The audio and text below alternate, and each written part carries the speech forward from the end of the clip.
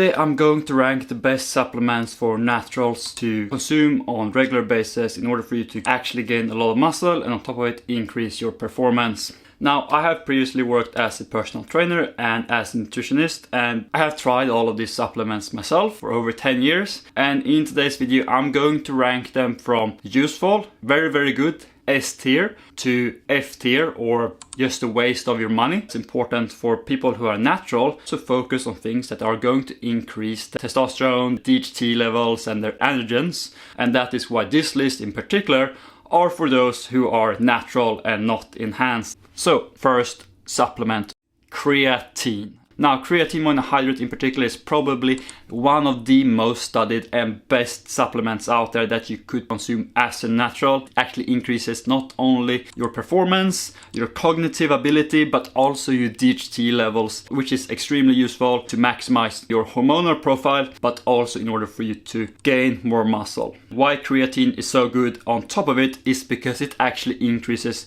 ATP, adenosine triphosphate, which is the energy source that is responsible for explosive movement. So if you're doing any form of strength training, taking creatine is going to be mandatory. The best for myself has been to utilize approximately 20 grams of creatine, which is way higher than the normal dosage. It's essential for creatine to actually have water to begin with. So pairing creatine with either a carbohydrate, a protein shake, or perhaps a fruit could be essential. The worst thing you can do is to pair creatine with caffeine or a diuretic, because now you're dehydrating yourself and then you won't be able to use the full benefits of creatine. You can stay on creatine all the time if you want to. Just make sure that you're not taking a coffee and combining the two together. I'm going to rank it on top of the list at S tier.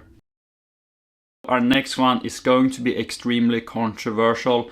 Caffeine. So caffeine obviously makes you more focused. It blocks something called adenosine and therefore it makes you less tired. It also stimulates your central nervous system and puts you into a sympathetic state, increases cortisol to some extent. So caffeine is very controversial because caffeine, in my personal opinion, can be a S tier if you use it the right way. But if you take it every single day before you work out, it will become a F tier. If you only use it in special occasion when you need to break a plateau, then all of a sudden it will become a S tier because it can give you that little push there to stimulate your nervous system to push you just a little bit more. Our third one is going to be protein powder. Now, there's so many different protein powders out there. There's soy-based, plant whey, casein, isolates. Over the years, I have found that protein isolate is the best protein in my personal opinion. Very fast absorption. Casein, however, very good if you're utilizing it before you're going to bed. This is very interesting because I do no longer consume protein powders. However, I still rank them extremely high on the list because I have found them to be very useful. If you can eat steaks, eggs, vice versa, obviously that's way better. However, it's still very convenient to have access to protein powders if you want to hit your daily caloric intake of protein. There's no dosage limit. You can literally absorb 100 grams of protein depending on the individuals. When should you then consume your protein shake? Are you going to consume protein like after you have trained? This is something that I find to be not the most ideal, because if you were to go down and ski, you would put your protection on yourself, on your body, before you're going down the mountain. You don't go down the mountain and then put your protection later. When we're breaking down the muscle and we're utilizing mechanical tension, we rather have protein acting straight away and be able to get in there and really recover our body. So therefore, I think you should consume protein powder prior to your workout instead of after. I know that is very controversial, but it makes sense to me that you put your protection before you're going down the mountain. Our next one is going to be BetaAlanine. BetaAlanine is technically speaking not the best supplement to consume if you're looking to put on a lot of muscle. However, I have found this one to be extremely useful to increase performance, specifically if you're doing a sport that requires a little bit more endurance. For instance, I used to do a lot of Brazilian Jiu-Jitsu, and when I did, I realized that if I were to consume BetaAlanine, which changes my pH levels by buffering lactate, it will be way easier for me to endure and train for way longer time. However, sometimes you do get the side effects of that little tingling feeling sensation in your fingers and your hands. I got that many times when I had a little bit of too high of a dosage, but somehow every single time I got that tingling feeling, I know that something was actually happening. I think BetaAlanine is a really good supplement to consume if you do an endurance sport, and therefore I'm going to put it at A tier. Our next one is going to be vitamin D3 and K2.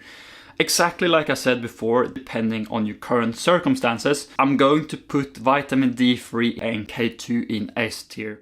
And I want you to know why I'm putting it in S tier.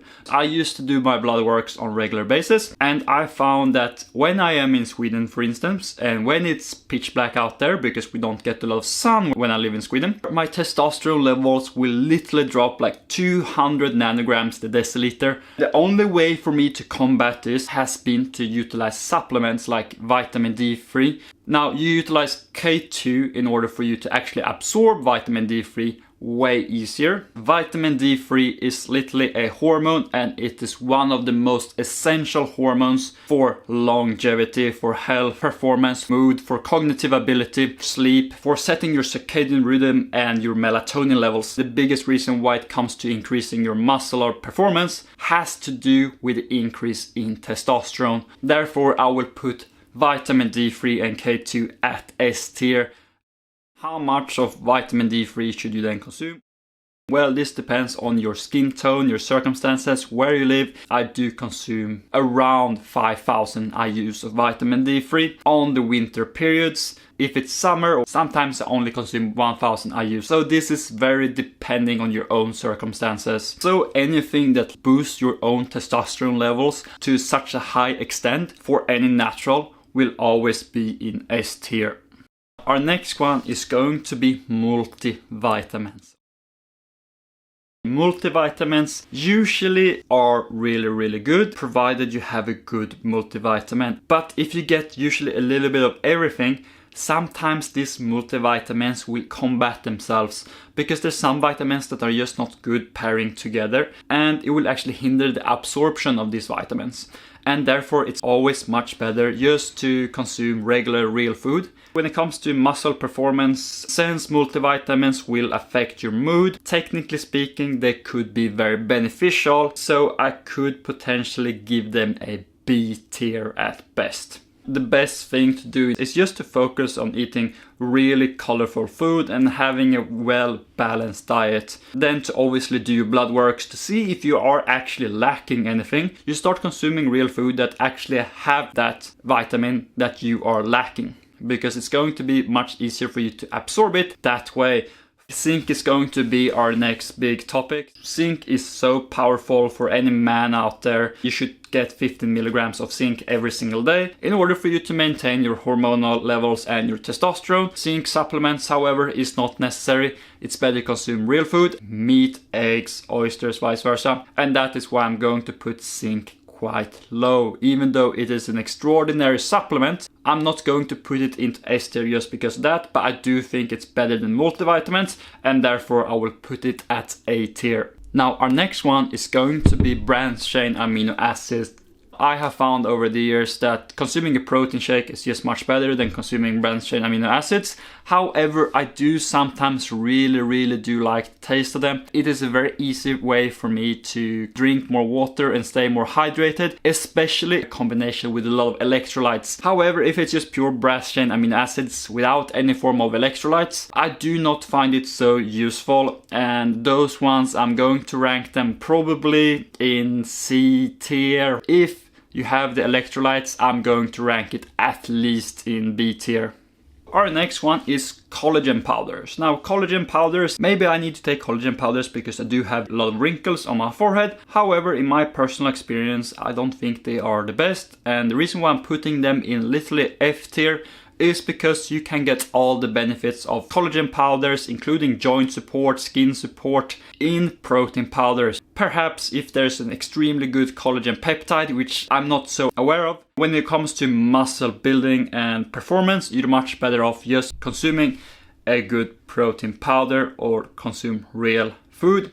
So I'm going to put them definitely in F tier. Now our next one is going to be things that are essentially increasing testosterone. Let's say ashwagandha. Ashwagandha decreases cortisol and therefore somehow it increases testosterone. So in other words, just make sure that you are reducing your stress levels. You don't, technically speaking, need to take ashwagandha.